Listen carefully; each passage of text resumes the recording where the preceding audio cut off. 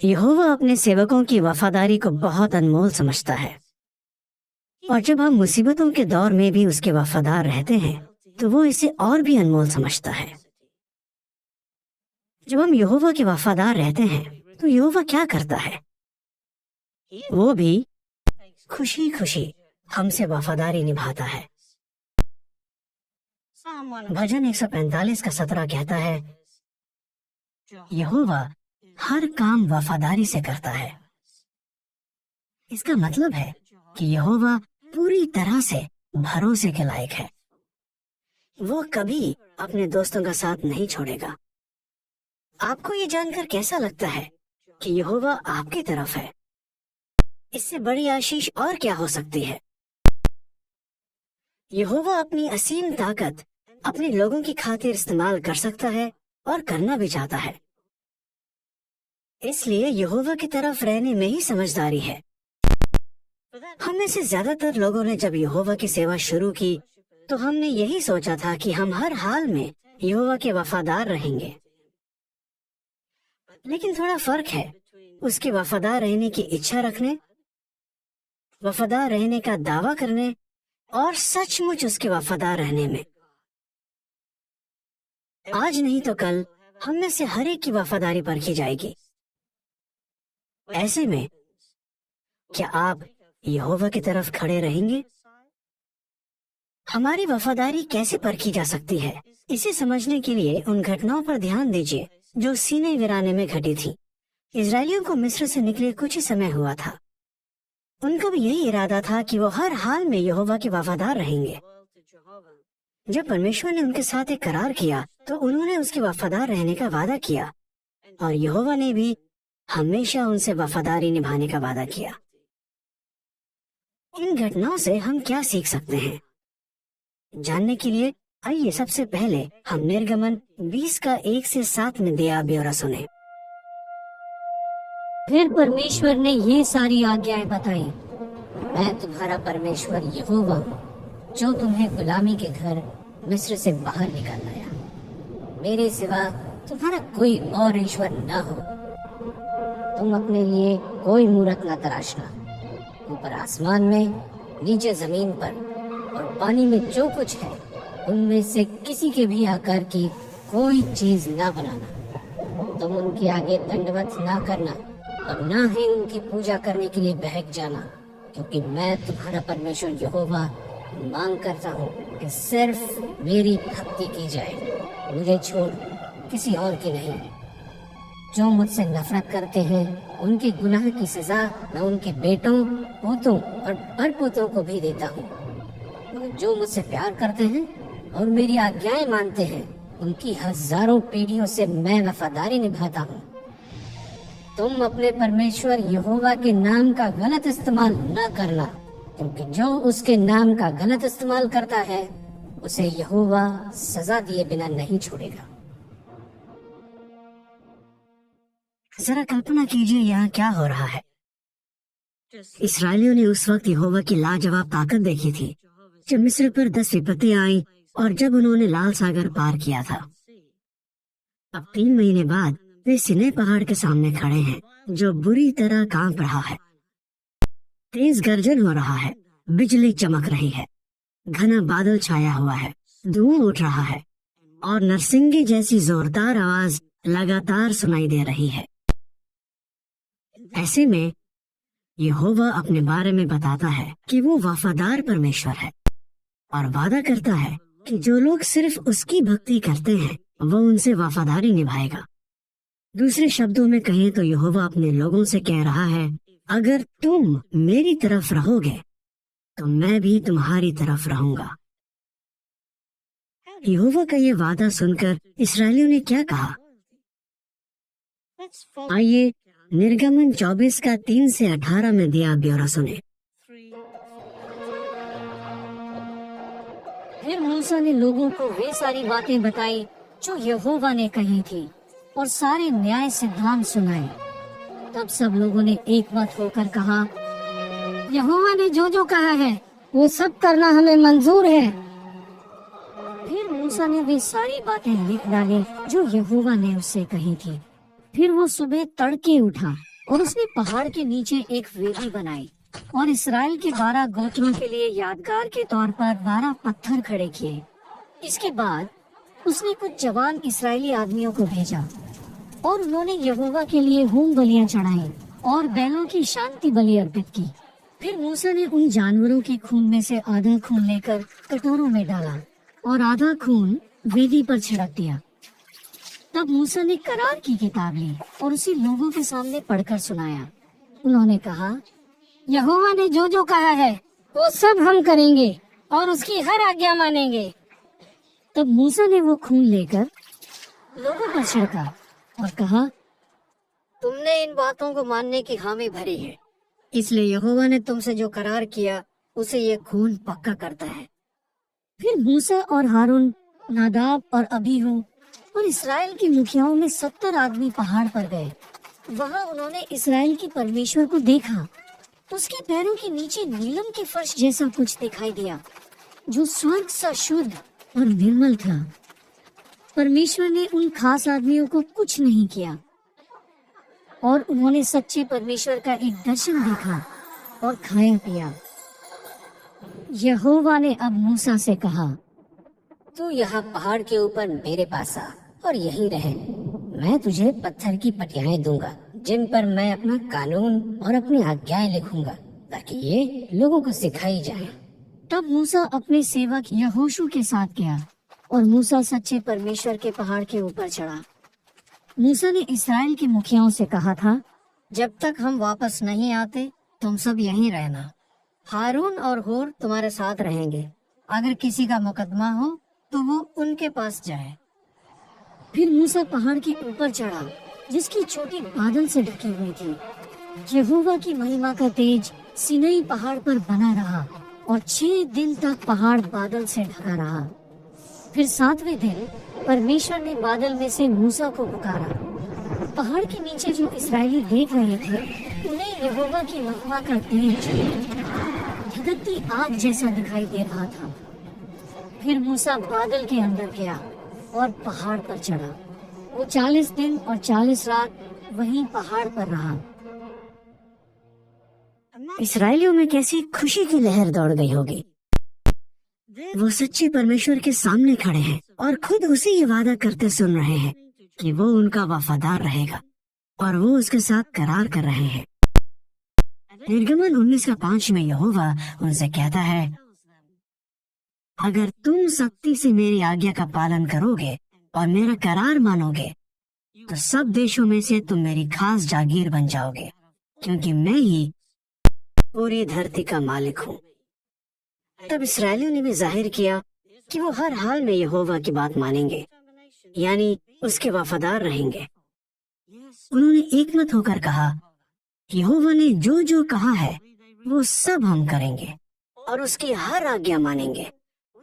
जी हाँ, उन्होंने परमेश्वर से वादा किया। लेकिन जैसे हमने पहले कहा, थोड़ा फर्क है उसकी वफादार रहने की इच्छा रखने, वफादार रहने का दावा करने और सचमुच उसके वफादार रहने में। अभी हम जो ब्यौरा सुन रहे हैं उसमें इस्राएलियों ने पक्का इरादा किया था कि वो यहोवा के वफादार रहेंगे। लेकिन जब अचानक उनके सामने एक परीक्षा आई, तब क्या वो वफादार रहे?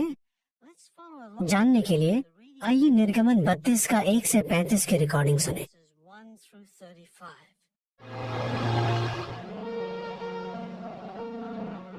इस बीच जब लोगों ने देखा कि मूसा पहाड़ से नीचे आने में देर लगा रहा है, तो वे सब हारून के पास जमा हो गए और उससे कहने लगे, पता नहीं उस मूसा का क्या हुआ जो हमें मिस्र से निकालकर यहाँ ले आया था।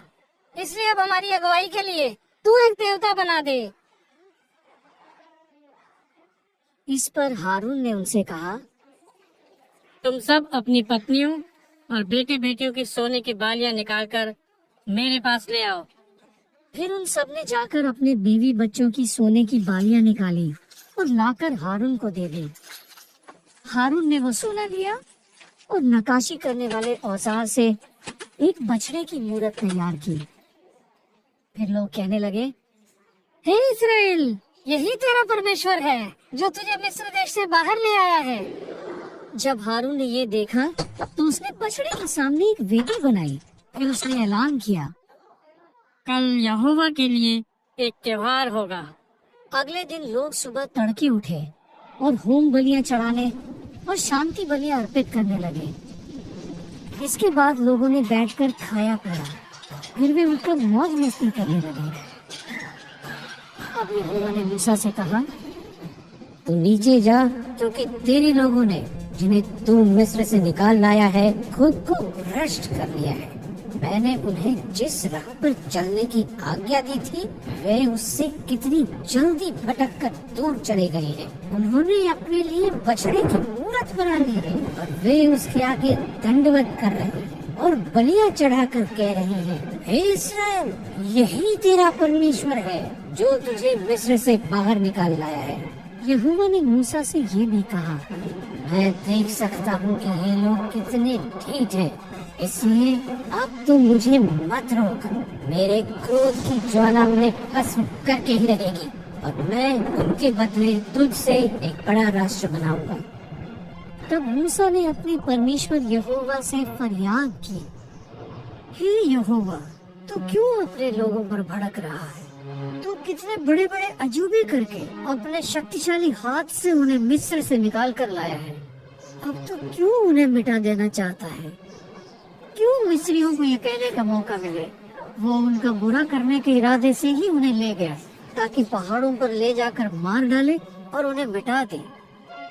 इसलिए तू शांत हो जा और अपने लोगों पर कहर लाने के फैसले पर दोबारा गौर कर। जरा अपने सेवक अब्राहम, इसहाक और इजराइल को याद कर। तूने शपथ खाकर उनसे कहा था, मैं तुम्हारे वंश को इतना बढ़ाऊंगा कि वो आसमान के तारों जैसा अनगिनत हो जाएगा, और ये देश मैं तुम्हारे वंश को दूंगा जो मैंने उसके लिए तय किया है, ताकि ये देश हमेशा के लिए उसकी जागीर हो जाए। तब यहोवा ने अपने लोगों पर कहर लाने की बात पर दोबारा गौर किया। तब मूसा वहां से मुड़ा और अपने हाथ में गवाही की दोनों पटियाएं लिए पहाड़ से नीचे उतरा। इन पटियाओं पर आगे पीछे दोनों तरफ लिखा हुआ था। ये पटियाएं खुद परमेश्वर ने बनाई थीं और उसी ने उन पर खुदाई करके लिखा था। जब यहोशू ने लोगों का शोरगुल सुना तो उसने मूसा से कहा,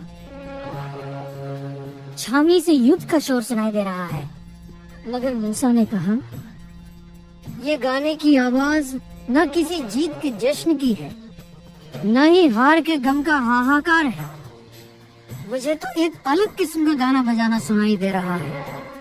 छावनी के पास पहुंचते ही जब मूसा ने देखा कि वहाँ एक बछड़े की मूरत है और लोग नाच गा रहे हैं, तो वो आग बबूला हो गया। उसने मारे गुस्से की दोनों पटियाएं जमीन पर पटक दी और वे पटियाएं पहाड़ के नीचे चूर चूर हो गईं।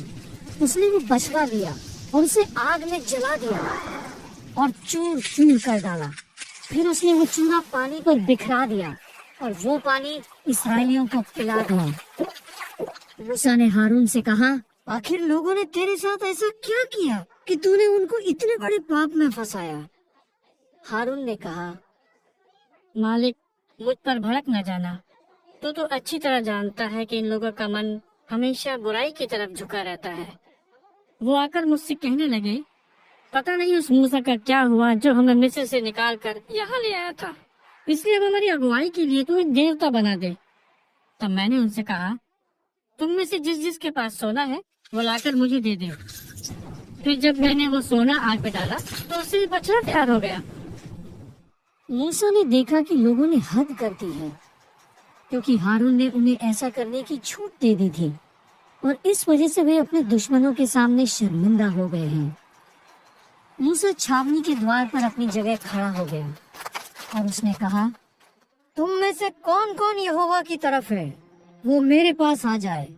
तब सभी लेवी मूसा के पास आकर जमा हो गए।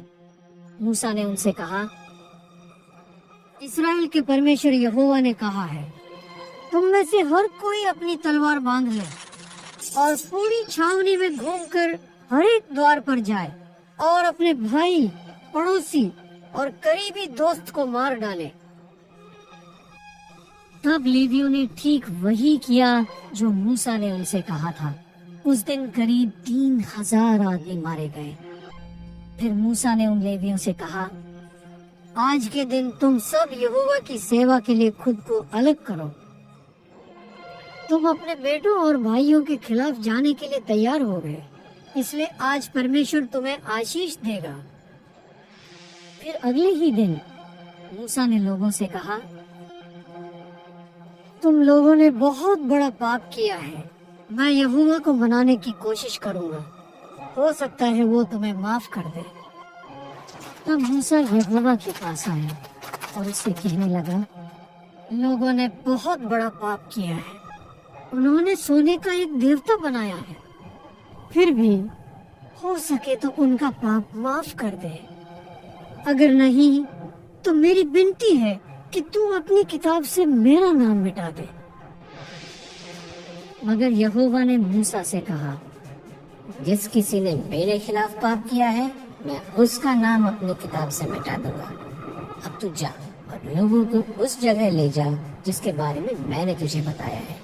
देख, मेरा स्वर्गदूत तेरे आगे आगे जाएगा, और जिस दिन मैं लोगों से उनके पाप का हिसाब लूंगा, उस दिन मैं उन्हें सजा दूंगा। फिर यहोवा लोगों पर कहर ढाने लगा, क्योंकि उन्होंने हारून से बछड़े की मूरत बनवाई थी।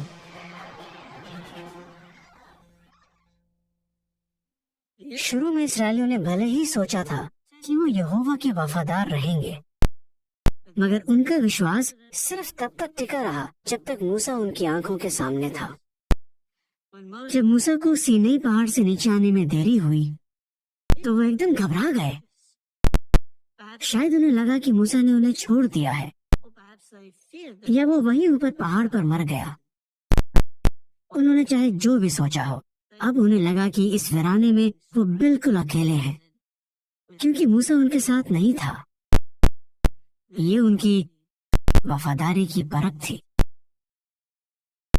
हालांकि इस्राएली बड़ी उलझन में थे, लेकिन अगर वो सचमुच यहोवा के वफादार रहते तो इस मुश्किल घड़ी में भी वो सिर्फ यहोवा की भक्ति करते, किसी और की नहीं। लेकिन ऐसा करने के बजाय वो मौज मस्ती करने, खाने पीने और मूर्ति पूजा जैसे शरीर के कामों में लग गए। ताज्जुब की बात है कि उन्होंने इसे यहोवा के लिए एक त्योहार कहा। वो ये सोचकर खुद को धोखा दे रहे थे कि सोने का वो बछड़ा खुद यहोवा को दर्शाता है। उन्हें लगा कि वो एक तरफ तो मूर्ति पूजा कर सकते हैं और साथ ही साथ यहोवा के वफादार रह सकते हैं। इस्राएली चाहते थे कि वो यहोवा के वफादार रहे, और सोने के बछड़े को पूछते वक्त भी वो वफादार रहने का दावा कर रहे थे। लेकिन यहोवा ने उन्हें और उनकी उपासना को किस नजर से देखा? उसने मूसा से कहा कि लोगों ने खुद को भ्रष्ट कर लिया है और वो उसकी मर्जी पूरी करने से भटक गए हैं। यहोवा ने क्रोध में आकर फैसला किया कि वो उन्हें मिटा देगा, क्योंकि उन्होंने उससे विश्वासघात किया था। लेकिन सभी इस्राएलियों ने यहोवा से विश्वासघात नहीं किया था। जैसे मूसा, उसने मूर्ति पूजा करने वालों के खिलाफ सख्त कदम उठाया। उसने उनका बनाया बछड़ा लिया और उसे आग में जला दिया और चूर चूर कर डाला। और जब मूसा ने छावनी के द्वार पर खड़े होकर कहा, तुम में से कौन कौन यहोवा की तरफ है, वो मेरे पास आ जाए, तब सभी लेवी मूसा के पास जमा हो गए। वो इस हद तक यहोवा के वफादार रहे कि उन्होंने मूर्ति पूजा करने वाले अपने रिश्तेदारों और पड़ोसियों को तलवार से मार डाला। इसमें कोई शक नहीं कि मूसा और सभी लेवी यहोवा की तरफ थे। उनकी वफादारी के बदले यहोवा ने भी उनसे वफादारी निभाई। यहोवा ने अपने दोस्त अब्राहम, इसहाक और याकूब से भी वफादारी निभाई। उसने उनसे किए वादों को याद रखा, इसलिए उसने इस्राएल राष्ट्र का नाश नहीं किया। यहोवा सचमुच उनकी तरफ रहता है जो उसके वफादार हैं। अब आइए हम इस ऑडियो ड्रामा का आखिरी भाग सुने। निर्गमन अध्याय 34 आयत 1 से 14। फिर यहोवा ने मूसा से कहा, तू पत्थर काट कर अपने लिए 2 पटियाएं बनाना जो पहली पटियाओं जैसी हों। उन पर मैं वे शब्द लिखूंगा जो मैंने पहली पटियाओं पर लिखे थे, जिन्हें तूने चूर चूर कर डाला था। तो कल सुबह के लिए तैयार हो जाना, क्योंकि तू कल सुबह सीनै पहाड़ पर आएगा और पहाड़ की चोटी पर मेरे सामने हाजिर होगा, मगर तेरे साथ कोई और नहीं आएगा। पहाड़ पर तेरे सिवा कोई और नजर न आए, यहाँ तक कि पहाड़ के सामने भेड़ बकरी या गाय बैल भी चरते हुए दिखाई न दे। मूसा ने पत्थर काटकर पहली पटियाओं जैसी 2 पटियाएं तैयार की, और जैसे यहोवा ने आज्ञा दी थी, वो सुबह जल्दी उठा और अपने हाथ में पत्थर की दोनों पटियाएं लिए सीनै पहाड़ पर गया। फिर यहोवा बादल में उतरा और आकर पहाड़ पर मूसा के साथ खड़ा हो गया और यहोवा के नाम का ऐलान किया। यहोवा ने मूसा के सामने से गुजरते हुए ये ऐलान किया, यहोवा यहोवा परमेश्वर दयालु और करुणा से भरा है, क्रोध करने में धीमा और अटल प्यार और सच्चाई से भरपूर है, हजारों पीढ़ियों से प्यार करता है। वो गुनाहों, अपराधों और पापों को माफ करता है, मगर जो दोषी है उसे सजा दिए बगैर हरगिज नहीं छोड़ेगा, और पिता के अपराध की सजा उसके बेटों, पोतों और परपोतों तक को देता है। मूसा ने फौरन घुटनों के बल जमीन पर गिरकर परमेश्वर को दंडवत किया। फिर उसने कहा, हे यहोवा, अगर तेरी कृपा मुझ पर है तो हमारे साथ चल और हमारे बीच रह। हम ढीठ किस्म के लोग हैं, फिर भी हे यहोवा, हमारे गुनाह और पाप माफ कर दे और हमें अपनी जागीर मानकर अपना ले। तब परमेश्वर ने उससे कहा, मैं तुमसे ये करार करता हूँ, मैं तुम सबके सामने ऐसे आश्चर्य के काम करूंगा जैसे आज तक न पूरी धरती पर और न ही किसी राष्ट्र में किए गए हैं। तुम जहाँ रहोगे वहाँ आसपास की सभी जातियाँ यहोवा के काम देखेंगे, क्योंकि मैं तुम्हारी खातिर विस्मयकारी काम करने वाला हूँ। मैं आज तुम्हें जो आज्ञाएं दे रहा हूँ उन पर ध्यान दो। मैं तुम्हारे सामने से एमोरियों, कनानियों, हित्तियों, परिज्जियों, हिव्वियों और यबूसियों को खदेड़ने वाला हूँ।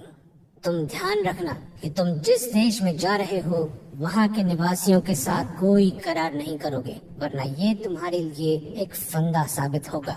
तुम उनकी वेदियाँ ढा देना, उनकी पूजा स्तंभ चूर चूर कर देना और उनकी पूजा लाठें काट डालना। तुम किसी और देवता को दंडवत मत करना, क्योंकि यहोवा ये मांग करने के लिए जाना जाता है कि सिर्फ उसी की भक्ति की जाए। हाँ, वो मांग करता है कि सिर्फ उसी की भक्ति की जाए, किसी और की नहीं। बाइबल के इस ब्यौरे से हम क्या सीखते हैं? यही कि यहोवा के वफादार रहने की सिर्फ इच्छा होना काफी नहीं है। ये दुनिया हमारी सोच को भ्रष्ट कर सकती है और हम शायद ये सोचें कि यहोवा के सिद्धांतों से भटक कर भी हम उसके वफादार रह सकते हैं, मगर यहोवा मांग करता है कि सिर्फ उसी की भक्ति की जाए। ये सच है कि हमें मुश्किलों का सामना करना पड़ेगा। हो सकता है अचानक परिवार में कोई समस्या खड़ी हो जाए, हमें घोर तंगी का सामना करना पड़े, मंडली में कोई हमें ठेस पहुंचाए, कि बीमारी की वजह से हम पर बहुत तकलीफें आए। ऐसी मुश्किल घड़ी में हमें याद रखना चाहिए कि यहोवा के सिद्धांतों के खिलाफ जाने से हमें इन मुश्किलों से राहत नहीं मिलेगी, लेकिन अगर हम सख्त कदम उठाएं और यहोवा की तरफ रहें तो हमें जरूर आशीषें मिलेंगी। ये एक पक्का वादा है, क्योंकि यहोवा पूरी तरह से भरोसे के लायक है और वो कभी हमें निराश नहीं करेगा। वो वादा करता है कि जो लोग सिर्फ उसी की भक्ति करते हैं उनके लिए उसका प्यार अटल रहेगा। दूसरे शब्दों में कहें तो यहोवा हमसे कह रहा है, अगर तुम मेरी तरफ रहोगे तो मैं भी तुम्हारी तरफ रहूंगा। जैसा कि हमने अभी सुना, यहोवा अपने लोगों की खातिर आश्चर्य के काम करेगा। यहोवा ऐसा परमेश्वर है जो दयालु और करुणा से भरा है, क्रोध करने में धीमा और अटल प्यार से भरपूर है।